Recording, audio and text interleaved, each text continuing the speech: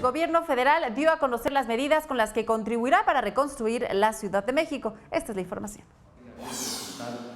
A través de la Sociedad Hipotecaria Federal y Banobras, el Gobierno de la República y de la Ciudad de México apoyarán a los capitalinos afectados en sus viviendas por el sismo del 19 de septiembre pasado. Así lo dieron a conocer el presidente Enrique Peña Nieto y el jefe de gobierno Miguel Ángel Mancera en la residencia oficial de Los Pinos durante la presentación de las medidas de reconstrucción de la capital del país. Por cada peso que eventualmente el gobierno federal esté disponiendo para apoyar a la reconstrucción de la Ciudad de México, hemos convenido con la Ciudad de México ellos tener una capacidad y tienen su propio fondo de enriquecer y de poner ellos 3 pesos más a lo que nos permita tener un mecanismo que, si lo potenciamos en los mercados financieros, permita realmente multiplicarlo por 5 este nivel de apoyo.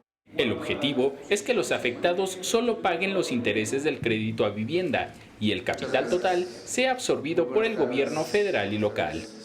Estos 4 pesos en un fondo de adquisición de viviendas se invierten en un bono cupón cero que los multiplica por 5, entonces estos 4 pesos se convierten en 20 y esos 20, en este ejemplo de 1 peso, son los que se ponen a disposición de las familias que recibieron afectación.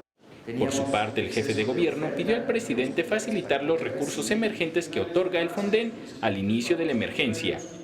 Y una solicitud final. Si pudiéramos tener alguna disposición quizá de carácter general que pudiera permitirnos ahorrar o obviar algunos de los trámites o flexibilizar algunas de las reglas de operación que a veces vuelven muy complicados ciertos trámites que hay que realizar.